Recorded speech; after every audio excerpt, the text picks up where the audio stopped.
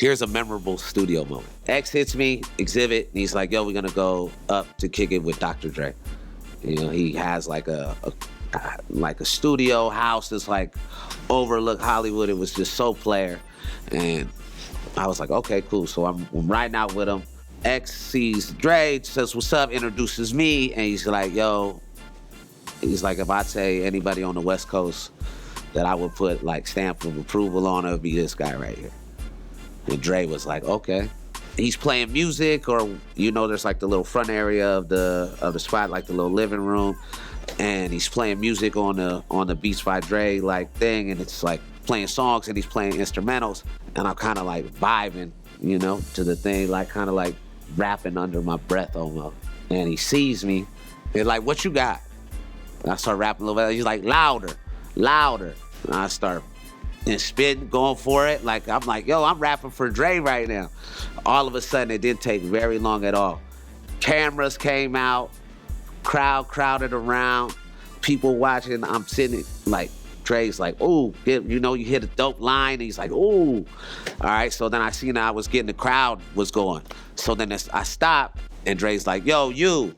Points to another homie over there. It's like, come up here. It's like, now you go. Like, he like initiated essentially a rap battle between me and Homeboy.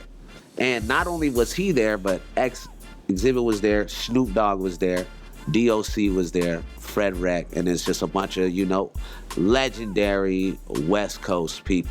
So now I'm like, who knew that you always want to get the opportunity to rap for him, but then you like, yo, it's gonna come down to basically a boombox and a battle between two rappers to see who got what. And you know, I'm ready for scenarios like that. So I'm just going. So Homeboy spits, then I come back in, bang, killing it. It's getting the crowd and more people, and it's like, it's intense. Cause there's like a couple cameras going on. There's a room full of fucking legends. You hit a good line, and Snoop Dogg's like, oh, I seen this movie before, cuz. Killing it. I did it. I spit the second time. Homeboy rapped the third time. Then I rapped. Right after that, killed the whole room. He handed his CD to Dre. Like, he's like, yo, I don't battle, man. You just gotta check out my music. You just gotta check out my music. Cause I just killed him on that. The third time that I spit was over. And he just handed his CD, and as soon as he handed out his CD, everybody's like, oh, got him. Can't do that, man. You gotta go for it.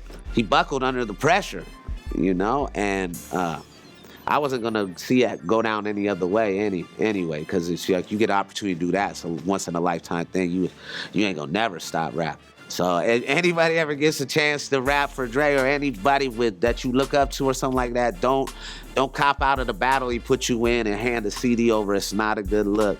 You know, you gotta go for broke, baby. You got one chance. And from that time, I've gotten the opportunity to be over there a couple times, you know, and it's just even great to learn from legends and sit in rooms with them and people like that. I mean, Dre's the first hip-hop billionaire, you know?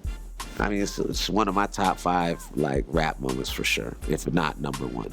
I learned a lot just from watching and seeing Dr. Dre work in the studio. Just even being in the presence of him while he creates and seeing what he wants from artists.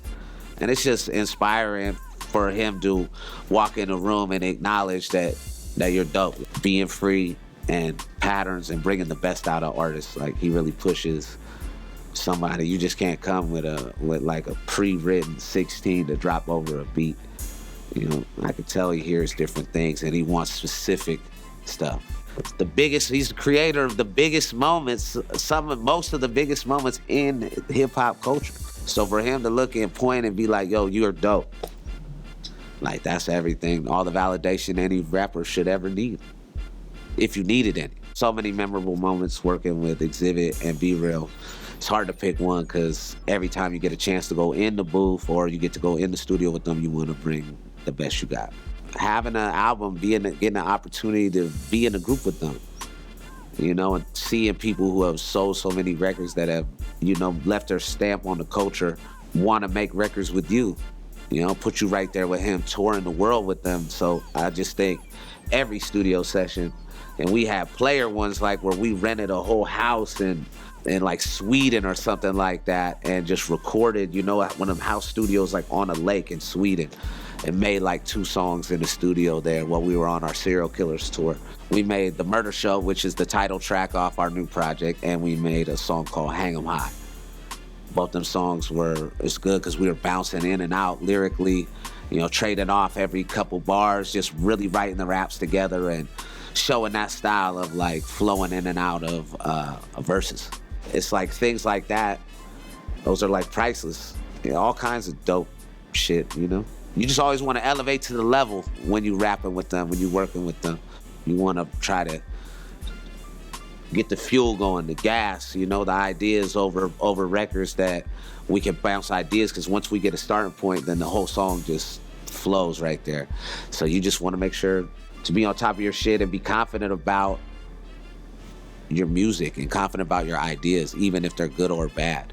That's one thing that I definitely learned from being in the studio is you can't be afraid to throw your ideas out there, even if they're wrong or right, you know?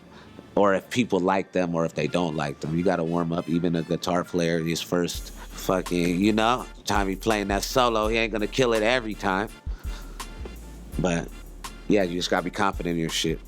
They're a figure of power, so everyone is respecting you first. You're the one with the bullets, you're the one with the mace, the Billy Club. For me, I remember walking outside and just writing, you know, some music for my mixtape Savage Journey, and kind of sitting in this driveway and seeing $300, $200, $400,000 cars, you know what I mean? And just writing and being inspired, like, man, like, this is where I'm trying to get to. Being a musician, for me, that's obviously something that's real big and important when it comes to, you know, producing music and making sure everything sounds exactly how you want it to. You know, he was just a master. I see Rihanna walking up, and she has like a yellow, like mustard bottle in her hand. She sees me, and I'm running. But I run into like a corner where I can't go anywhere. I'm not gonna lie, I kind of wimped out, and I was like, well, I guess I'm got.